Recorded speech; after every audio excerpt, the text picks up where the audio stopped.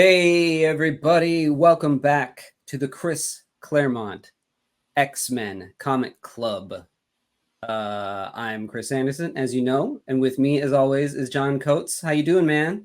I am excellent and ready to get into some robots. Awesome. So we're on issue 98. This is the 5th issue that Claremont has officially been scripting at this point. If my numbers are right. Yeah, that's good math. Yeah, and we're about to get into some robot action in this one. Who is Cockrum doing that cover? Yeah, this is a Cockrum cover. Nice. Yeah, I can kind of tell by Colossus's face. Yeah, it's very Cockrum Colossus on here. Yeah, that's a cool one. So in the last issue, I don't think we got to see the Sentinels.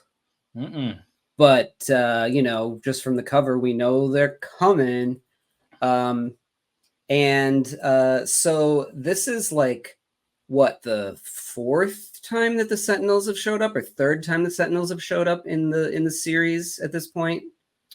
Yeah, I think it's the third time. Okay, third time. So there was the Kirby original time, Kirby Stanley, yep, which you got there, and then later they show up in the you said, well, let's take a look at this. So this is from the original Kirby run. Yeah, issue number 16. Well, actually, take that back, because Kirby's just doing layouts on this, right? Yeah, this is at the point where he's about to check out of X-Men. Right. Is he doing the cover, I wonder? Yeah, he does the cover. Okay. So it's a Kirby classic with the master mold, just looking awesome. Yeah, and it's got like a human face and human eyes, which is kind of interesting. Yeah. Let's flip it open real quick and see what they look like. Good pages in here. So the design's not too different than what we will see in this one. They've got numbers on their chests, which I think that they lose that at some point. Yeah. But yeah, but they look the design for the Sentinels stays pretty much the same because it's just so good. They just kind of get bigger.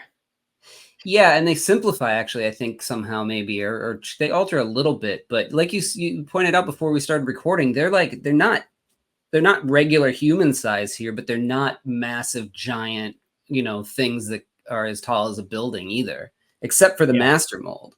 Yep. Which is kind of interesting. I don't think I've ever seen these issues before.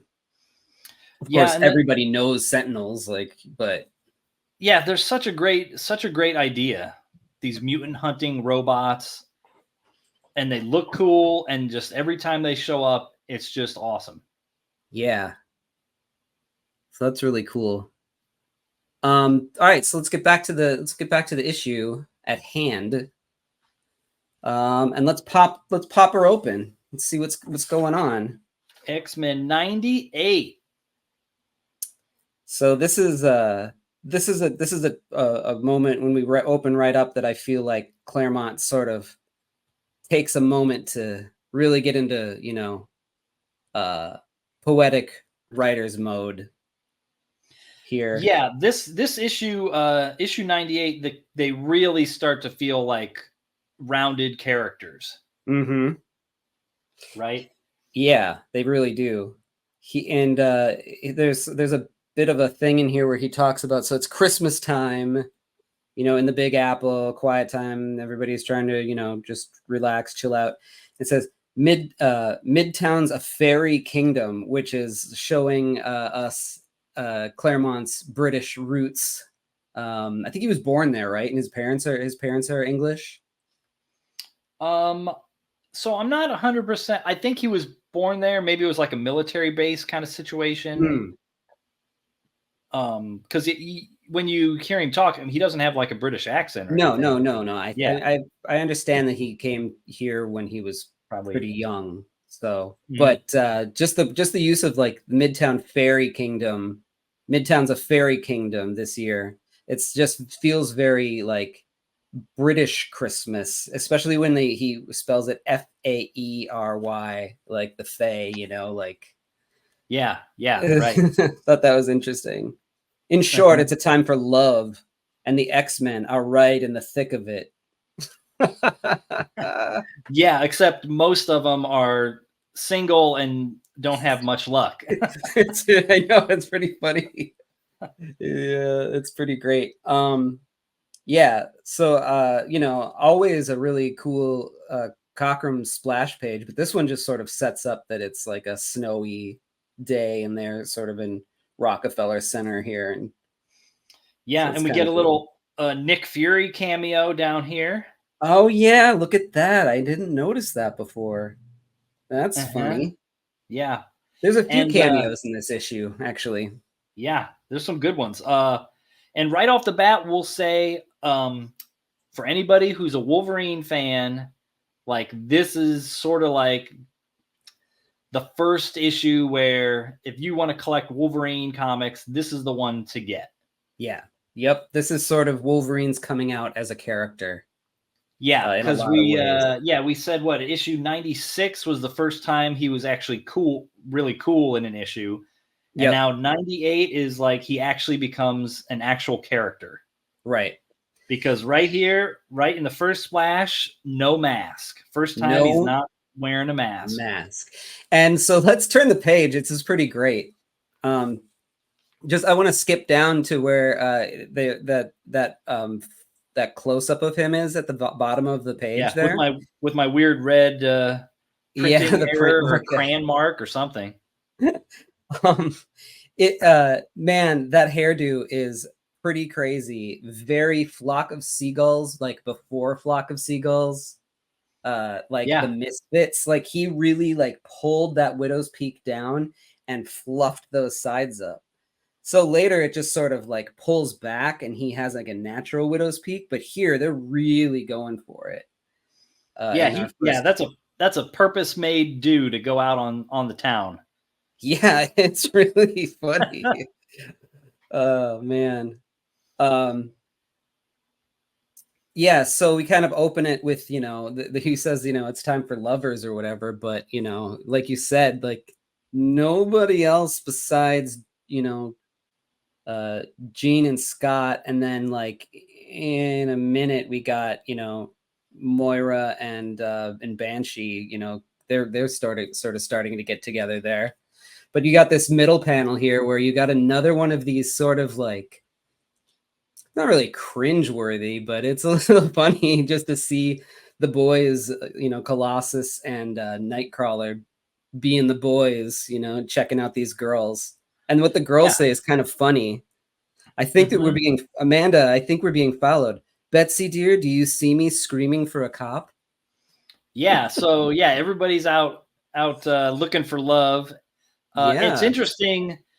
I don't know that this is necessarily the same character, but later on, Nightcrawler's girlfriend is named Amanda. Interesting. I'm pretty sure. Okay. This is also a good issue, kind of like Nightcrawler really shows up as being really confident. Yeah, he does. It kind of makes me understand more about that, a little bit more about the added in the classic X-Men in one of the last issues where Nightcrawler and Wolverine were out on the town, you know, drinking, and he you know, Wolverine kind of bet him to not be disguised, and I feel like that now makes a little bit more sense that they added that because he is getting more confident, you know, in himself. Yeah, and that's always it's like a great part of his character that he's not ashamed that he looks weird and has a tail and all that kind of stuff, you know, that he's not gloomy about it. He's not like depressed. Right. He's like, oh, I'm such a weirdo. Like he's like a confident, swashbuckling kind of guy. Like he wants to go hit on the ladies. Mm-hmm. And then Jean pulls Scott away and wants to smooch him a little bit. And then they're in this doorway, and then here comes right behind them is our cameo of Jack Kirby and Stan Lee. Yeah, I thought that was a trip because, at this point, Jack is off doing New Gods, I believe, right? Over at DC. Yeah. I think he just came back to Marvel at this point. Oh, did he? Yeah, Okay. I want to say a couple of issues before this, there's an ad in the X-Men saying like Jack is back. That makes a lot more sense then. Yeah. But it is kind of like like they're talking about doing X-Men comics in the X-Men comic. They're like, they never used to do that when we had the book. And then Stan's like, Jack, these young kids, they got no respect. Which is funny because Jack, Jack's early days was all about romance comics. Yeah. Yeah. So it's a weird thing. It's like, oh, that's an interesting thing to put in there and sort of break that fourth wall kind of. Yeah. It's very panel. Meta. I, for one, like it. I like that they show up in it. Yeah. And then, everyone's going to have a nice time. And then, oh my God, no. And boom, the Sentinels have returned. Yes, they have, in big, bold letters. Yeah. They even say it. The Sentinels have returned. Yeah. Prepare to face your doom, mutant. They always, they're a great design for like a cut and paste kind of character because they're pretty simple in their design. They almost remind me of like Lego guys, and because not only are they a simple design and smooth and very, very sleek, but they're also like numerous, just like Lego guys. Yeah, I mean, their headgear. I mean, that is basically like the helmet of the early Lego space guys, right? Yeah, exactly. Cut out. Yep. So then we get past some ads, and this is an action-packed issue. Yes, it is. So we get Cyclops and Jean.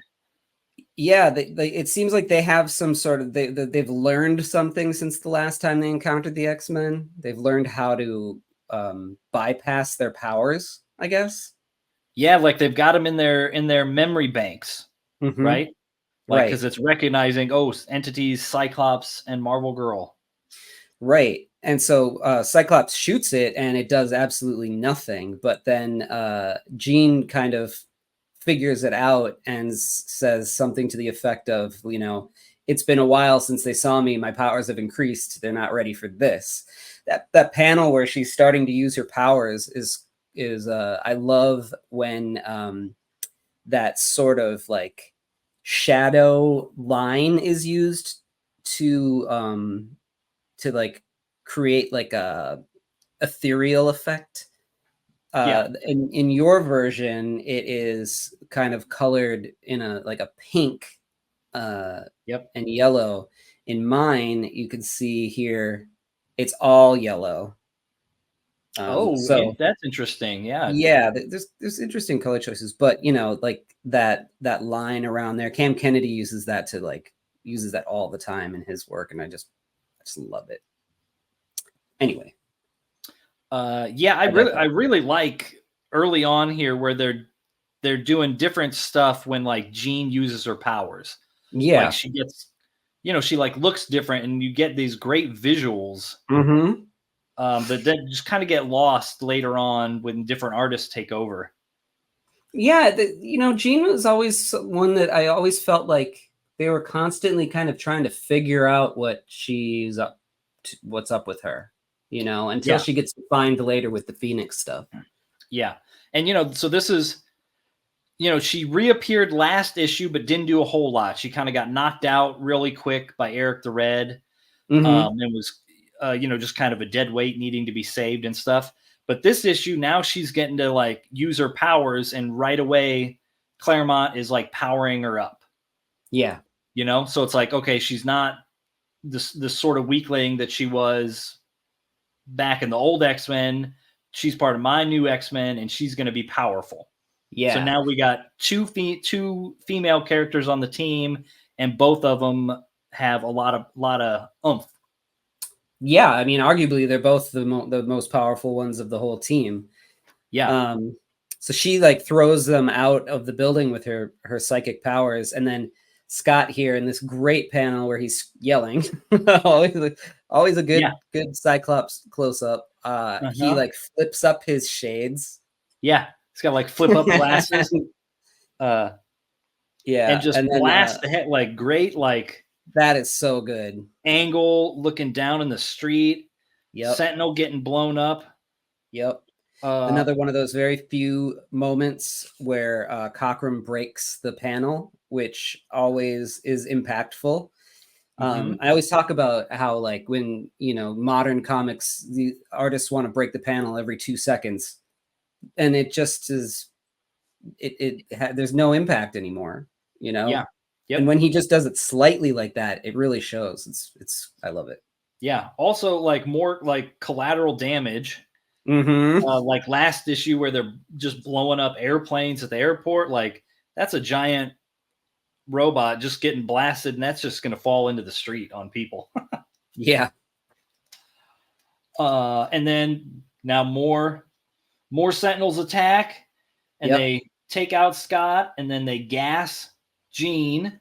And the Sentinels believe that they have killed Cyclops, so they kind of leave the body. And they take off with the kidnapped Jean, and then Cyclops is like falling off the rubble of this broken building here, which is awesome. And then we get the close up of the sweating face, and he doesn't know if he can hang on. Oh, yeah. How long? This is inked by Sam Granger. Yeah. Yep. And I want to say he did at least the last one also. Yes, I think that he did too. It's where you see those Scott faces, and they feel you feel the Neil Adams behind them. Yeah. So here we go. The Sentinel drops to the street and blows up, and everyone's running for cover. And that's where Banshee looks up, and he's like, "Saints preserve us all." That's a Sentinel. And he just like shreds his own clothes and's got his costume on underneath, ready for action. Banshee's always ready for action. He's right. We first meet him in giant size. He's at the opera with his costume on underneath. And now he's like out on the town on a date with his costume, just ready to roll. Yeah. And just, you know, he blasts the outfit off with his like sonic powers. Yeah. That's so funny.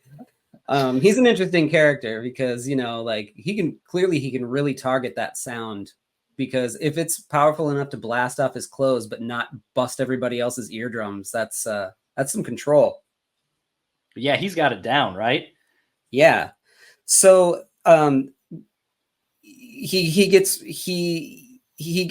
gonna go take out the Sentinels, and Wolverine grabs onto his feet, right? And he's about to they kind of take off on their own way, and then somebody sees you know, in the crowd, like, oh, that they're mutants, and that black chick, she's glowing like the sun, it says.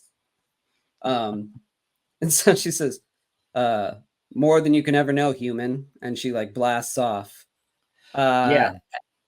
So let me just see here.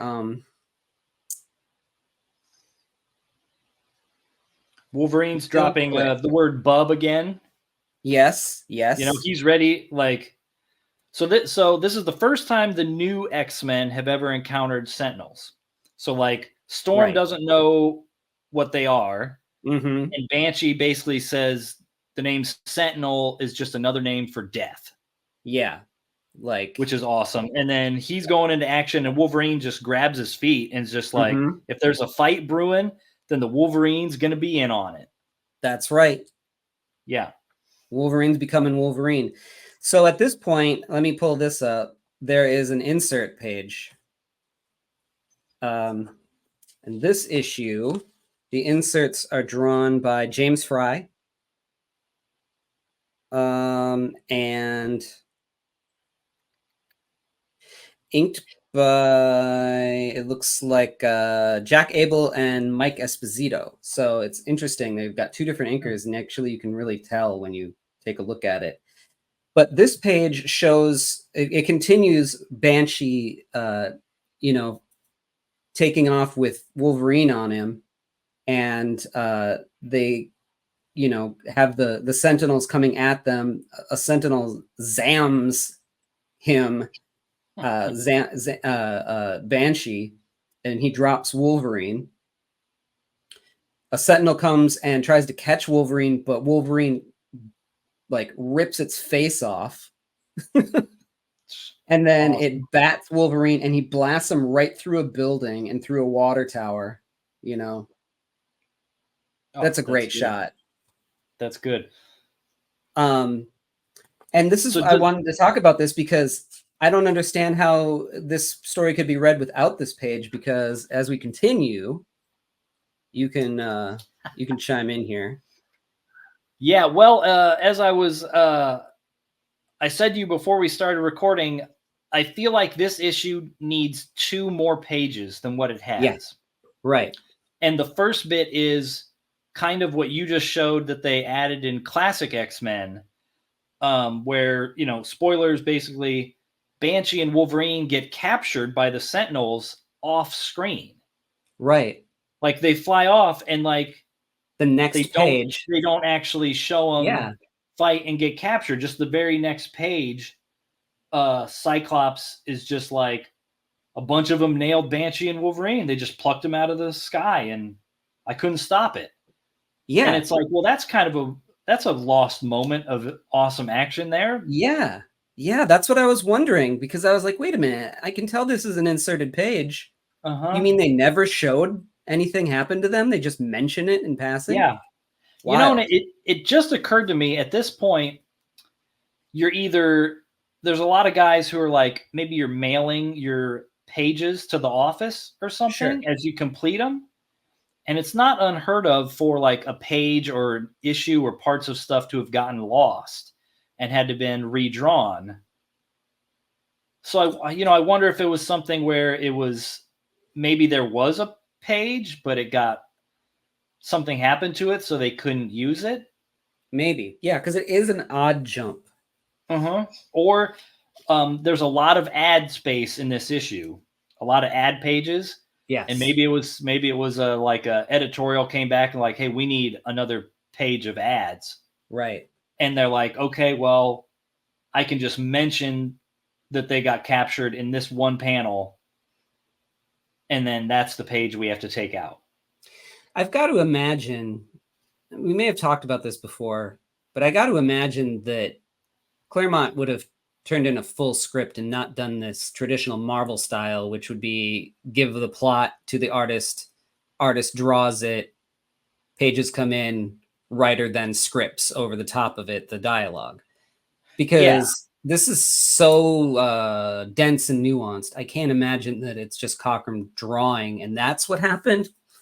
But and there's a lot of art that even when it's just a dramatic moment or a soap opera moment where, the art is really tailored to that kind of drama that's going on. So either it's the guy that's doing the drawing is also writing it, or he already knows specifics that are you don't get if it's 100% Marvel. Right, exactly. The Stan and Jack Marvel method, Yeah. I can't imagine that they'd done it that way on the back end. But that's what, and you just can't think well, either of those guys, they would want to show that bit of a whole nother page of fight with Wolverine and Banshee. So it's weird that it's not in there. Yeah. So we get another Sentinel. The Sentinels now realize they made a mistake and Cyclops is still alive, and they're going to correct it by trying to kill him. And, but they don't know about Storm. And already Storm just steps in, and look at this I love this panel down here with the great, the energy, the lightning getting Yep. powered up in her eyes. Herbie Crackle eyes. Yeah. I resist you, and I will not be destroyed.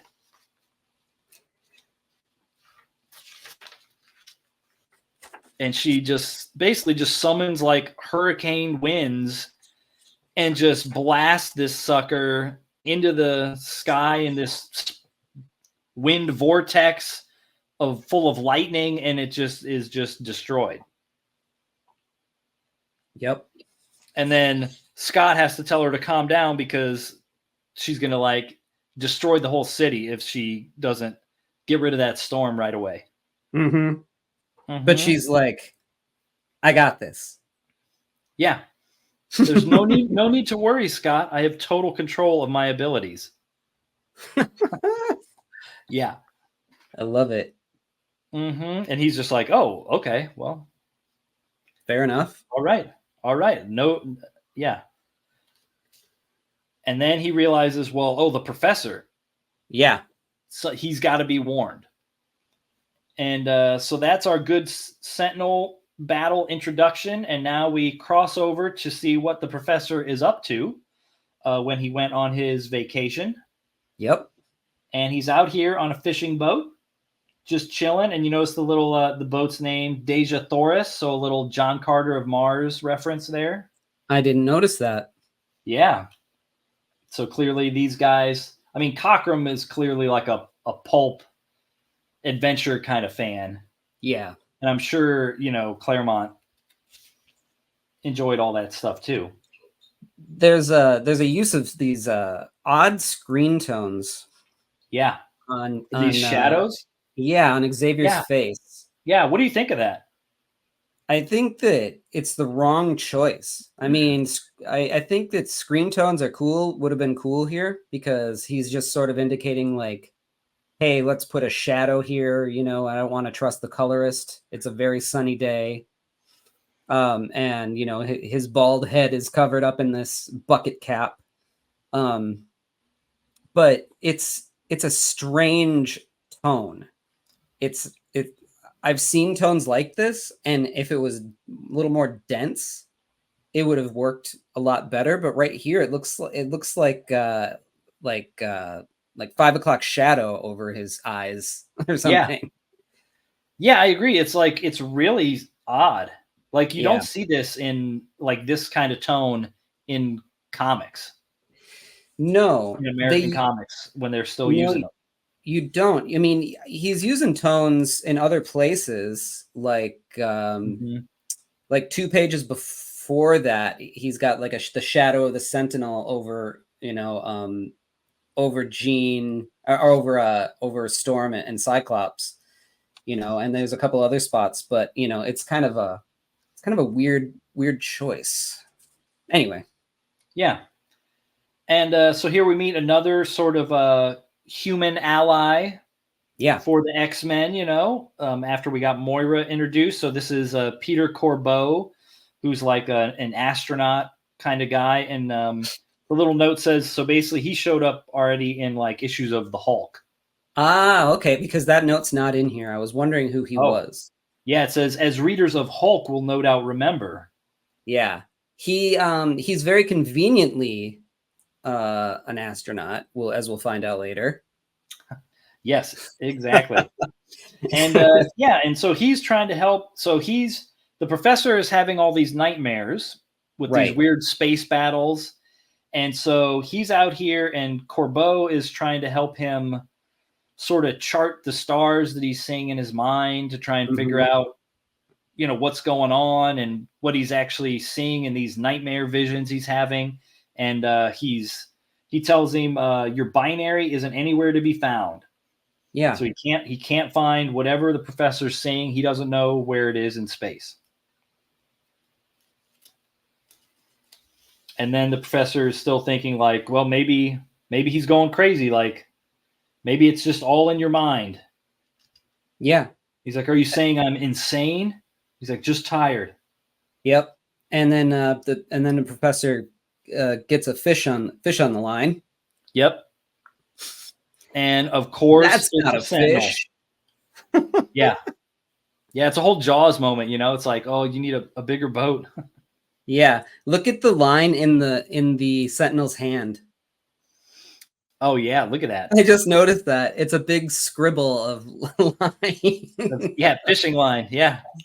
It really it found the line and like gathered it all up in its hand before it came up. Yeah, and then so the professor actually takes it down with a mind blast Yeah, that penetrates the shields, and that's really interesting. Like that's something that he doesn't do too often because it doesn't really make a lot of sense. Because he because like it's a reads robot. minds, like a Yeah. mind blast. So that's like a telekinetic kind of thing, like what Oh, okay. Gene does, right? Yeah, yeah, yeah. Be- you know, because if he's just Mhm. like trying to stun, like if he's trying to stun somebody's brain, Right, but this is a well, that Sentinel. It's not a yeah, it's a person. It's a robot. robot. Yeah, like he can't just stun the computer circuits or something like that.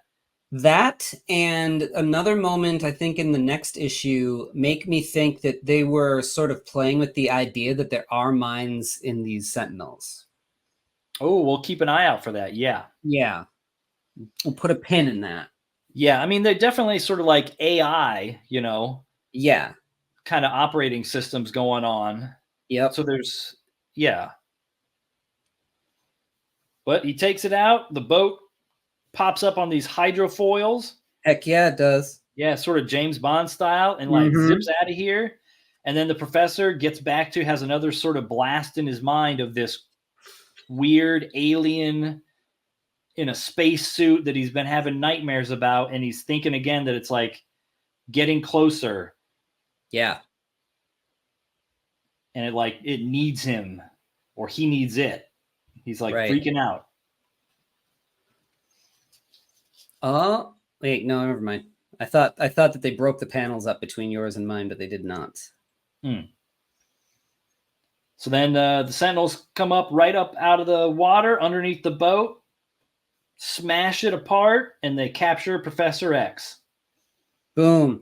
Yeah, that smashing it apart is a really good one where it's busting out of the water there, and then you just see X going in the water. And it was, as I was reading it, I was like, but wait, he has no control over his legs. What's gonna and then you see him flying off with them in his hand, and you're like, oh, okay. I actually was like, whoo, for a second. Yeah. Like, oh, he's lost. And Yeah. the Sentinels mention about solar radiation and being worried about solar radiation, that it could destroy the Sentinel. So it's kind of, Ah, you know, being cautious, like of the levels, and that'll kind of come back a yeah. bit. This solar radiation ideas. And now we get an insert again. As you find some ads here. like a million ads in that issue. Yeah. Oh, I do want to point out this ad though. Yeah. Briefly. So for all you Arnold Schwarzenegger fans out here, he's all over this ad. Oh, Right wow. there. Here he is lifting weights here. He's over So here. he's just Mr. Universe at that time, or not even yet? He's a Mr. Olympia by this time, but the Okay. ad is for this Joe Weider, who brought him over from Austria and trained him and stuff. And that guy sells, you know, muscle books on how to do exercises and stuff. So Arnold, so in some of the early books, you'll still see ads where Arnold is in them. So Arnold's in them, and then his buddy Franco Columbo, who has little cameos in Conan the Barbarian and Terminator. Oh, That's yeah. his like good buddy. Yeah. That's funny. So he got him into some of his movies with like little parts. But anyway, it's a super cool Arnold ad for anybody who likes sort of classic bodybuilding. Yeah, for only $1. Yeah, right. So, like, okay, so now you get another. Yeah. Oh, okay. Yeah. This kind of confused me actually. Oh. So you know, we go back to Nightcrawler and Colossus, kind of, you know, hanging out, walking down the street, and as they're talking, you see this little thing. It's like it says mutant contact established. Beep, beep, beep, beep, beep. And then you get this moment where Colossus is looking at the ballet here, and it's a kind of a reference to the extra story from last time where he fell in love with this ballerina girl. Oh, look at that. Yeah.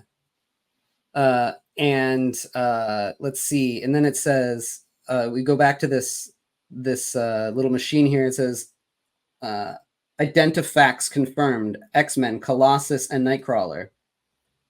And then she says, she's talking to Nightcrawler, and she says, I can't place your face, but I feel like I've, seen you before. And he says, that's because it's a false face, in his mind, and then Moira comes up and is like, guys, we're in big trouble. We need you at once. And the girl that's with Colossus is like, are you cops? She says, we assist the authorities sometimes. Duty calls, but I hope very much to see you again. And then the girl that's with Nightcrawler says, on that Nightcrawler, my blue and furry elf, you can bet your life. Oh, so I bet it is. I think it's Amanda Sefton. She's kind of like a witch. Oh, okay. So gotcha. All right. Yeah. And then years after this becomes Nightcrawler's like girlfriend in issues of X-Men. And then Claremont's sort of planting the seed super early. Yeah. With this insert page. I thought that she was like a bad character because they never really mention it again. And I was like, why is she calling him out? She hasn't seen him. What's going on here? Yeah, that's weird. Yeah. So, and you get another insert page. Yes. And for this one, it's that night, 40 miles north of Manhattan at Professor Charles Xavier's School for Gifted Youngsters. So they're in here, Nightcrawler and Storm and Colossus hone their powers and take some of the edge off of their frustration. So they go in the danger room and just sort of like take it out on it. Meanwhile, Cyclops is in here. He sits in the study using the Cerebro, and he goes and he starts searching for people. And then we go to... at that moment, in a secret chamber within the venerable Fifth Avenue mansion that is itself home to the infamous Hellfire Club, it sort of sets up something that they sort of bring up again anyway, because you have Shaw, is that his name? Yeah, Sebastian Shaw. Sebastian Shaw, right. Sort of, talking about how, the X-Men... they're shielded in here. Because he's a mutant too, and it's proceeding according to plan. If Stephen Lang does his part, the X-Men will soon be eliminated as a threat to us. And then whoever's in this sort of hood and robe here says, "Credulous simpletons, should Lang succeed, not merely those heroes will be destroyed, but you, Sebastian Shaw, and your fellow mutants as well." Ding, ding, ding. Although they kind of bring that up again later, so it's kind of redundant for all of this. I don't know that any of that needed to be done, but yeah, I mean, that's just so when we get to way down the line in the issues, it'll kind of reveal like what's going on in that panel. We'll come back to this. Okay. But it's an interesting 2-page insert there, because I don't know that the story needs either of those pages. No, as it's originally written. It just kind of slows down the pace, and it doesn't really do too much more for you. Right. Interesting. It throws off your page count or your page turn, though. Oh yeah, that's right. It's always messing with the page turn. When we come back to this, here's another one of these cool points where, so they're professors in this tube, and Jean and Banshee and Wolverine are all sort of strung up, and they're trying to scan them. And this is where his guys are saying, like, I don't know, sir, is this Wolverine a mutant? Yeah, his readings are nothing like the others. The Sentinels say he is. And Lang's like, well, it doesn't matter. He's basically if he isn't human anyways, so we're gonna destroy him. And this gets back to our, so far, Wolverine doesn't really exhibit any mutant powers yet. Right. Up to this point in the book. Like, you don't know what he can actually do. Right. Yeah. And Jean tries to call out this Lang, calling him a Nazi. Yeah, I love that. Then, where's your swastika, Lang? Yeah. You don't look dressed without it. I love that line. That's so good. So witty, Jean. Oh, yeah. And he gives that basic sort of mutant hating response that, like, you know, you're a mutant, so it doesn't matter. Like, you know, I'm just a regular guy just doing what regular people got to do to survive. Yeah. Sounds like a Nazi to me. Got to take out all the mutants. Yeah. And then, you know, he backhands Jean, and that sends Wolverine over the edge, and that's boom, it. So this is like, out. Yeah. Oh, yeah. Yeah. This is like the first moment that you get of a, you know, a potential spark between Jean and Wolverine. Yeah, it's kind of one of the only moments right away where, like, he shows that he cares at all about his teammates. Yeah. Yep. You know? And right here we see for the first time the claws are coming out of his hands. They're not in the glove. What? Yeah. Mind blown. What? Game changer. Right there. And then he just rips this Sentinel apart. Yep. Tears it to pieces. Everybody takes off. Right here, he's definitely cutting up some of these guys too. Yeah. Yeah, even though it doesn't mention it, it talks about how they, at some point here, maybe, did they get captured again? Yeah. Okay. Yeah, that's right. Okay, so the next issue, I have something to talk about again. So sorry, didn't mean to lump everybody. So here's a great moment. Like, he rescues everyone, and then Banshee's like, "We didn't know that the claws were part of you." Yeah, yeah. And Wolverine just says, "Well, why should you, Irish? It's none of your business." You know, keeping everything tight to the chest, you know? Yeah. And then Jean is doing sort of the classic, you know, like a woman in a dress gets stranded or something, you know, you gotta tear it so then you can run, you know? Yeah. Turn it into pants. And so she's trying to do that, and Wolverine's like, "Yeah, I'll help." And he just rips her skirt. And she's just like, "Hey, not too short." Yeah. And he thinks it's funny. Yeah. Thank you very much. I think anytime. Red. Yeah. More good nicknames. Like Claremont, he always sprinkles in all these great little nicknames and stuff that make them feel like real.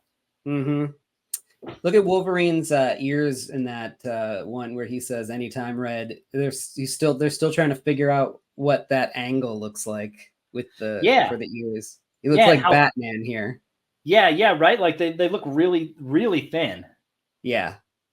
And Wolverine basically wants to just get out of here. Yes. And leave the professor. And Jean's like, "No, we can't leave without him." And they have like a little argument. He's like, "Well, look, he's crippled and unconscious. We're going to carry him and fight at the same time." But here come more Sentinels. No point in arguing. Yep. Yeah. Boom. Banshee takes one right in the head, which is awesome. Move it, both of yous. Both of yees. And then, now they're surrounded by a ton of Sentinels. And they got to just try and fight their way clear. Everybody's just kicking ass. Jean gets that cool glow as she's using her powers. And Wolverine almost gets captured. And then Jean rescues him by fusing the brain in that Sentinel. Just great sort of movement all through these pages here. Yeah, that's the thing with a team book and these dense panels. It's, there's a lot to draw and a lot to squeeze in here. I do not envy, especially the inker on this, because you can very quickly lose detail. Yeah. And oh, we got to get past some more ads here. Just a few. Need some ho-hos or whatever those are, cupcakes. Yeah. There we go. And Banshee is like, he's going to save the day. He's going to grab them both and fly them out of here. And he's going to use his scream, and he's just busting out eardrums, and he's going to go right through the wall. And then I all love of a sudden, yeah, like that pause right there, that period. Again, this is where Claremont uses that sort of tactic where he tags another scene on the last panel, to give us a not a cliffhanger. Well, it is a cliffhanger right before that, but then transporting us somewhere else. And I love the way that the narration, I guess you would call it, is like a little bit cocky too. Is like, wanna bet, Banshee? Like as he's about to go outside. Yeah, I love those little moments. Mm-hmm. And then all of a sudden, we cut back to the other X-Men. And Nightcrawler and Cyclops, they're racking their brains trying to figure out what happened while they're having, looks like, sandwiches and coffee, or maybe that's a cookie or something. Yeah. Got to keep that energy up, Yeah. And right here, like Nightcrawler is looking a little bit less weird. Like he's looking more like Nightcrawler is going to look for like the rest of the book, Yeah, his eyes are smaller. A little bit of the oddness is like out. Like he's figuring out how, fine-tuning how he wants to draw him. Yeah. And then they get an intruder showing up at the mansion, and it's Corbeau, who made his way from the ocean where he was. And I love how it seems like he went straight from swimming to shore, even though Xavier got on a plane, I think, and like flew to a far off destination. But he is like clearly cold and wet when he shows up because they give him a hot mug of something and put this like stuff over his shoulder. So he swam all the way to New York. Yeah, he never got dry once. He didn't have time for that. He like swam from Florida or the Caribbean or something. Yeah. And then Cyclops thinks everybody's dead. He's like basically Cerebro can't find him, and the only way that happens is because they're dead. Yep. But he's like, I can't accept it. I can't accept they just vanished off the face of the earth.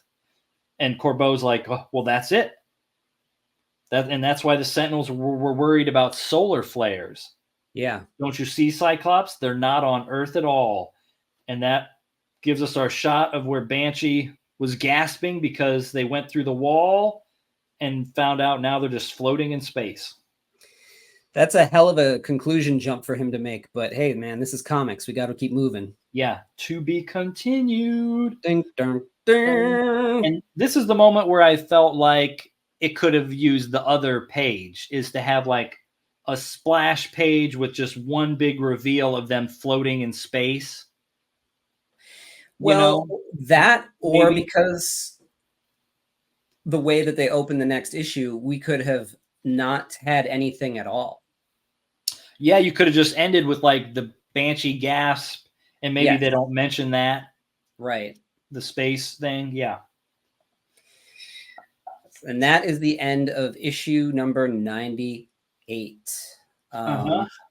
Quick look over here at the classic X-Men issue. We've got Bolton here drawing a Jean Grey story, a love story. Oh, that's excellent! Look at that good John Bolton. Yeah, he's so good at not drawing things. Yeah, very minimal and making it work. Yes. It's still got charisma for the lack of lines that he's putting down. Mm-hmm. That's the thing. It's what he doesn't draw that's great. So we get Jean kind of going into her own place here, and I think that this sort of takes place before she moves back to the mansion. Yeah, it's got to be when she's like, before issue 97 when she returns. Yeah, and it's kind of confusing. It's mostly silent. So she's got her groceries. She's coming into her place. She, I don't know, drops her bags, but then so she drops her bags and just uses her powers to float them into the house. Nice. She's got like, I don't know, cookies and things and chips. And then there's this, it's kind of hard to read, but this little thing here says mutant. It's written, I don't know what this is written on. It says mutants, bunch of weirdos who got the nerve to be born different from the rest of us slobs, with powers and abilities far beyond those of normal men. Telekinesis, how those weirdos throw things around without using their hands or feet or any physical part of their body. It's all in their minds. Telepathy, how they read our minds, assuming, of course, you have one. And I don't know what this is supposed to be or where it is from, but there's text. Yeah, is it like taped to her fridge or something like that? I can't tell. It doesn't look like a fridge. Like a note, or is it supposed to be like a narration or something? It's not a note because it's like very fancy. You see? Oh yeah. I don't know what that is. It's very odd. And then you got the clock bonging here. She starts to get undressed. We got a little sauciness going on. She's taking a bath. Bong, bong, bong. There's a picture of her and somebody like painting something. Oh, it must be her roommate. As agreed, Jeannie, I've gone for the weekend. Go for broke. Love your roommate, Misty. P.S. Scott phoned and said he'd be by to pick you up at 7:30. Be ready. Be rude. Be happy. It'll be great. Be rude. She's going on a date. Yeah, her roommate, that's Misty Knight out of Iron Fist fame. Okay. Yeah. And then, Scott dinner plus ? So, they're gearing up that they're going to get it on here. And she like makes... She's hoping. So, yeah. But, I don't know if Scott is going to make the move. Right. So, she with all of her powers, you flash in her eye, she like makes this Scott out of clothes and a pair of sunglasses and dances with him, and then, you get the Phoenix and the carpet is this like, poster that they have here. She has this picture of her parents. She puts the picture of her parents away. Doesn't want them looking at her when they're getting busy, I guess. She picks out her outfit and bong bong opens the door and there is Scott. Gives her a flower. Oh, see, they're getting ready to go out on the town at the beginning of the issue. So that's the dress she's wearing when she gets captured. Got you. Yes, that's right. And then these flames, I can't tell if they're igniting or going out, which is interesting. But anyway, they go out on the town. Oh, maybe they're igniting. We got something here. Chaboom. The glass is broken, and there is a picture of Scott and Jean that has been... Oh, and somebody blasting off. So I'm not sure who that's supposed to be that threw this through the window. Maybe it's not a Sentinel, right? Why would did they throw it through the window? I don't know what's happening. Maybe it's like collateral, it's just like collateral damage from the Sentinel fight, and it just happens to hit her apartment. Maybe, yeah. And that's like her getting the Sentinel that kidnapped her. Maybe that's that flying maybe away. Yeah, maybe. It's really hard to tell, so it gets a little muddy there. Yeah, foreshadowing then. Yeah, and then the whole room lights up. I don't know if that means that the room is also on fire or not, but kind of an odd one. That was a tough one to follow, to be honest with you. Interesting. Some nice moments, though. Some nice drawing in there. Yeah, and then the back cover, Art Adams cover. Look at that, Wolverine. Art draws my favorite Wolverine, and the inside is just them dancing. So cool. All right, that's it. So that is it for X-Men 98. I do have one quick question for you. As you read X-Men, do you consider Professor X to be part of the team in the same way that you consider the rest of them part of the team? Or is just like a guy giving them orders and stuff? Yeah, I would say that he is not really part of the team as per se. He's sort of just like the brain, the computer of it. Yeah, he's just the kind of the guy giving them orders and, you know, Giving them mentoring missions them. Yeah, because a lot of them don't have families and stuff too either, you know. So he's sort of like a father figure to them more than anything. So would I consider him an X-Man? Yeah, like no, I don't think I would. Yeah, it's interesting, isn't it? It's like he's the founder of the team, and he's still there, and he participates in the ways that he can.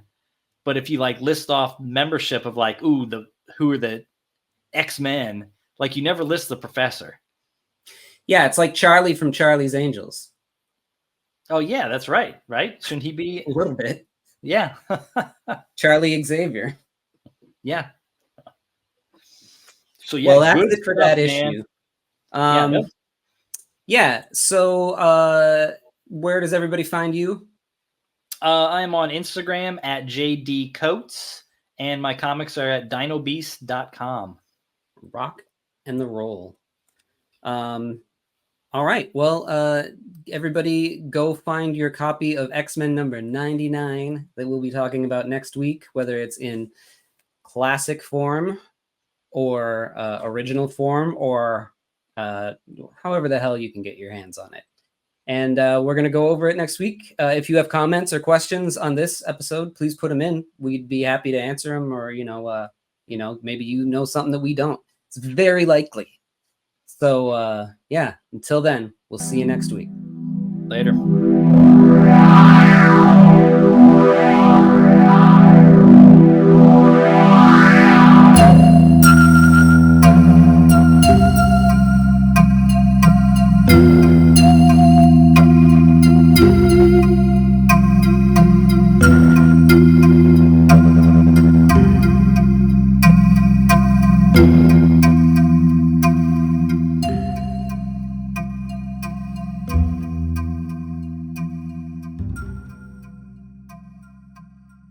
Join my Patreon to see my work before anyone else, plus score physical sketchbooks, mini comics, and commissions delivered right to your door, and reading my new books, Something Seems Off and Three-Headed Pigman, as they are made. Go to my website to order original art, commissions, and my books, Lost Angels, Spectral: A Showcase of Fear, Chaotic Neutral, and more. Gray Matter Drip, The Art of Chris Anderson, is available now from Cosmic Lion Productions. Here are the upcoming conventions I'll be at the time of this recording. And don't forget to like, follow, and subscribe. It helps spread the word. Thanks.